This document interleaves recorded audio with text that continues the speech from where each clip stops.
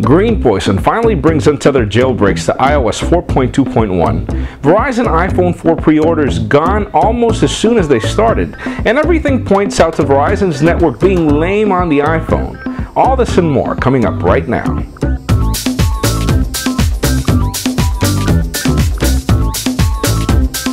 Hello everybody, I'm Jaime Rivera and welcome to the Pocketnow iReview, the show where we go through all this week's cool and the not so cool inside the world of Apple's iOS devices. Let's start this week off with the cool. Now, Greenpoison RC5 is out and it'll bring you untethered jailbreaks to iOS 4.2.1 for some compatible iPhones, the iPad, and the iPod Touch. Now, there have been issues with the server for Greenpoison, so if you don't get to be able to install Cydia immediately, just give it some time. You know, a lot of people are out there trying to get it.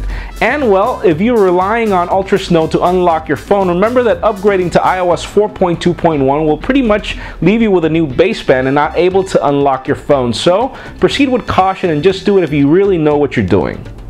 Well, Verizon iPhone 4 pre-orders went live as scheduled on February 3rd at 3 a.m.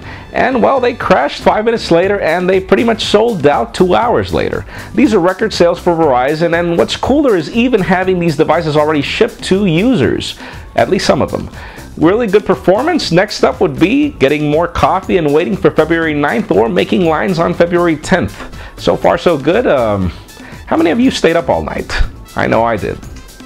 Well, rumors have iOS 4.3 being released somewhere around February 10th with the Verizon iPhone 4 launch.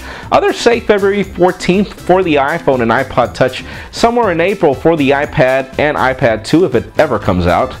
Though there aren't really any compelling reasons to upgrade to iOS 4.3, at least not that we've heard of. So if you've just jailbroken with Greenpoison, our advice to you is proceed with caution and just, really analyze if you really need this upgrade, because I know the dev team has been having a lot of trouble working with the betas. Well, At&t has just announced that they'll be adding an additional 2 GB to the current tethering plans, and guess what? They'll also be offering wireless hotspot services for current At&t customers. So call this great competition. This is announced for February 13th, so this would be the third date we do assume iOS 4.3 to be released. Remember, wireless hotspot services allow you to connect up to 5 devices to your device using your device as a wireless hotspot. So really cool services, really great competition.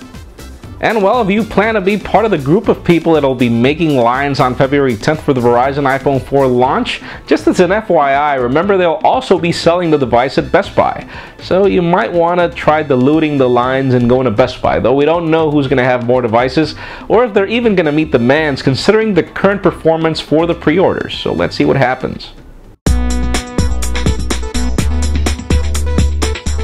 Well, that does it for the cool. Let's continue on with the not so cool. Steve Wozniak was recently in the Engadget show talking about the iPhone and mentioning the white iPhone 4 and how Apple had already figured out how to fix the white iPhone 4 issues with the camera, the paint job, and everything.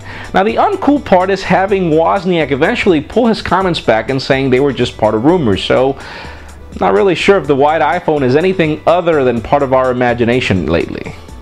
Anyways. Well, Verizon and At&t have really shown how much they love each other. Verizon ads are doing a great job at showing you how much drop calls you get on At&t, and well, At&t is doing a great job in showing people how they won't be able to do data and voice simultaneously on the new Verizon iPhone 4. Just for the point, think about it. I mean, it took At&t customers 6 months to either consider moving away from At&t because they hated drop calls, or for Verizon iPhone customers, or call them Verizon customers, to move to At&t just because of the fact that they wanted the iPhone. If they didn't move already, it's because they're happy where they are. So, I mean, just drop it, man, and enjoy competition. Well, continuing on with more Verizon iPhone news, it seems that things are not going to be really well for customers pertaining data.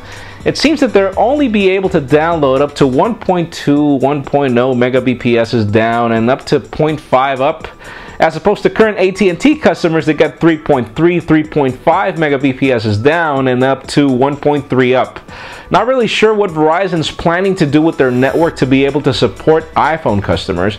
And, just for a point, this is Verizon without iPhones already. Imagine what would happen if they already had iPhones on sale, in comparison to At&t that already has them. So, not really sure what to expect. February 10th will be the day we'll know.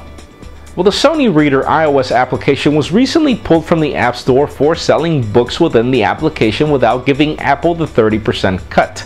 This is totally legal if we go through the terms of services. The problem is, and let's forget about the Sony Reader application for now, let's focus on, for example, the Kindle iOS applications and ebooks. I mean, lots of us choose Kindle better because you can read on Android, you can read on iOS, on a Mac, on a PC, just about everywhere, even the web.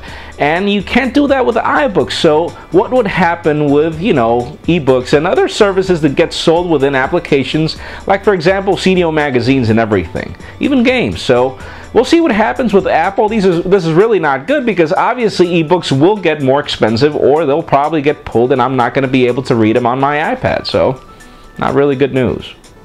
That's it for today's show. Thank you very much for watching. Remember to give us a thumbs up if you like what you saw. That's it for now.